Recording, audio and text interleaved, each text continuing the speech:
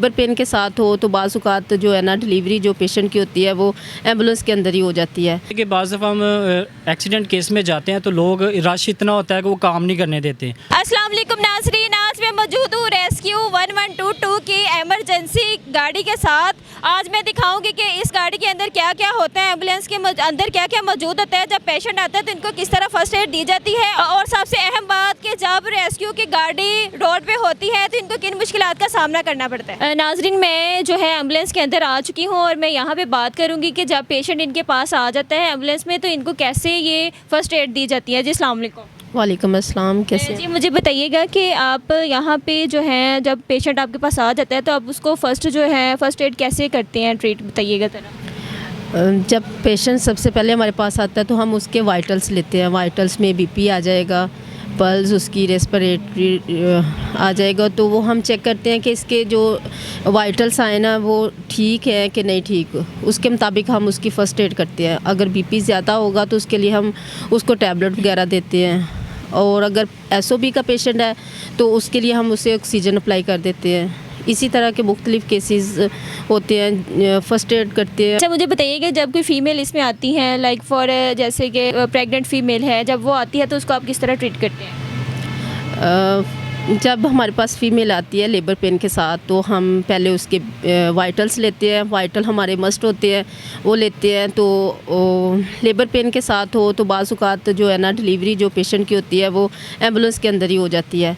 तो उसी हिसाब से हमारे पास इंस्ट्रूमेंट वगैरह होते हैं, तो हम जो है ना बीपी को मतलब पेशेंट को जो है ना उसी हिसाब से डील करते हैं और उसकी डिलीवरी जो है ना वो एम्बुलेंस में करवा देते हैं, जिसकी वजह से जो है ना माँ और बच्चा दोनों जो है ना सेव रहते हैं। हाँ जी बिल्कुल। अच्छा मुझे ये बताइएगा कि कुछ पेशेंट होते हैं उनकी तबीयत बहुत ज़्यादा ख़राब होती है, अगर वो आपको देर हो जाती है, जैसे कि आप रोड से आ रहे होते हैं, ये बताइए कि रोड से आते हुए आपको किन किन मुश्किलात का सामना करना पड़ता है। पेशेंट आपका जो है वो बहुत ज़्यादा सीरियस कंडीशन में हो जाए तो फिर आप क्या करते हैं? हमारी कोशिश तो यही होती है कि हमें जो है ना लोग जो होते हैं वो जल्दी रास्ता भी नहीं देते। कोशिश होती है कि हूटर वगैरह के साथ, या लोगों को माइक लगा होता है हमारी एम्बुलेंस के में, तो हम आवाज़ देते हैं उनको कि पीछे हट जाएं, पेशेंट क्रिटिकल है। और हमारी एम्बुलेंस में हर चीज़ होती है, तो हम साथ साथ उसको फ़र्स्ट एड भी करते हैं और अल्हम्दुलिल्लाह पेशेंट रिकवर हो जाता है, स्टेबल भी हो जाता है बाज़ औक़ात, और फ़र्स्ट एड देते हुए हम उसे जो है ना हॉस्पिटल में शिफ्ट करते हैं। जी मुझे बताइए कि किस किस तरह की आप जो है मतलब कि एमरजेंसी जो है एम्बुलेंस में कवर कर सकते हैं? जी हम जो एमरजेंसीज़ है वो हर तरह की एमरजेंसी जो है ना वो क्लियर कर लेते हैं एम्बुलेंस में। बाज़ दफ़ा ऐसा होता है कि ब्लड प्रेशर केस के साथ मरीज़ आता है हमारे पास, तो उसको हम पेशेंट एम्बुलेंस में लेते हैं, फिर वाइटल चेक करते हैं, वाइटल देखते हैं, अगर बीपी उसका तेज़ है तो फिर उसको एम्बुलेंस में ही हम टैबलेट वगैरह दे देते हैं। हॉस्पिटल जाने तक जो है ना वो ब्लड प्रेशर जो नॉर्मल कंडीशन में ना आ जाता है। जी मैं देख रही हूँ कि यहाँ पे बहुत से आलात पड़े हुए हैं, आप मुझे बताइए कि कौन सा आला है जो किस पेशेंट के लिए आप इस्तेमाल करते हैं?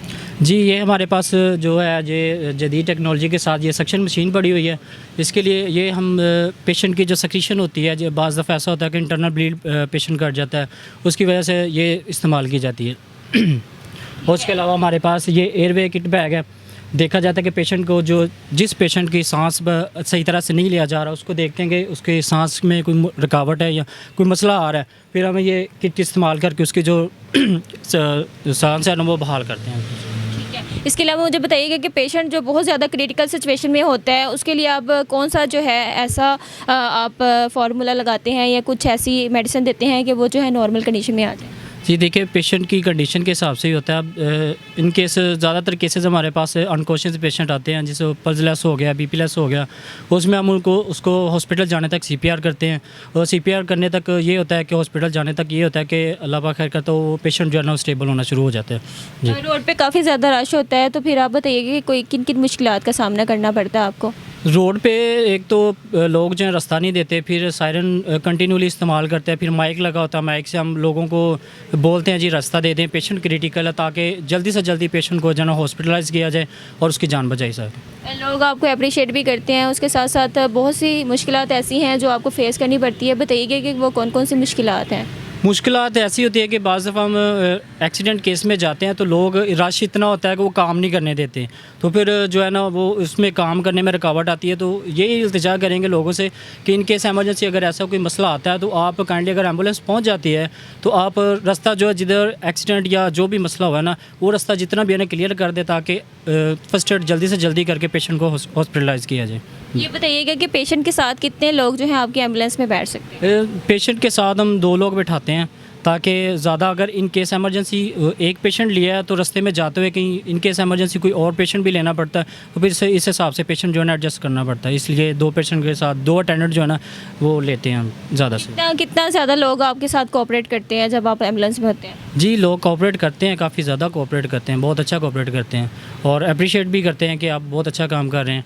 बस ये चीज़ें तो जो आपकी हेल्प नहीं करते या आपके लिए मुश्किलात खड़ी करते हैं, उनको कोई पैगाम देना चाहते हैं? उनको यही पैगाम देना चाहते हैं कि देखें, हम लोग आपकी हेल्प के लिए आते हैं, ठीक है, और जितनी भी हो सके हम लोगों की मदद किया करें। अगर जितना भी आप हेल्प नहीं कर सकते तो कम से कम हमें इरिटेट ना किया जाए, ताकि हम अच्छे तरीके से अपना काम करें और पेशेंट को जल्दी से जल्दी फर्स्ट एड दे के हॉस्पिटलाइज़ करें। जी नाज़रीन, एंड पे मैं यही कहना चाहूँगी कि पाकिस्तान में बहुत से अदारे हैं जो खिदमत खलक के लिए काम करते हैं, लेकिन रेस्क्यू का अदारा है जो सबसे टॉप पे आता है। तो मेरी आप लोगों से यही रिक्वेस्ट है कि जब एम्बुलेंस आ रही हो और इन्हें काइंडली रास्ता दीजिए, क्योंकि नबी पाक सल्लल्लाहु अलैहि वसल्लम का फरमान है कि जिसने एक इंसान की जान बचाई उसने पूरी इंसानियत की जान बचाई। आपको मेरा आज का प्रोग्राम कैसा लगा है मुझे कमेंट बॉक्स में लाजमी बताइएगा। इसी के साथ अपनी मेज़बान एंकर सोनिया को इजाज़त दें। अल्लाह हाफ़िज़।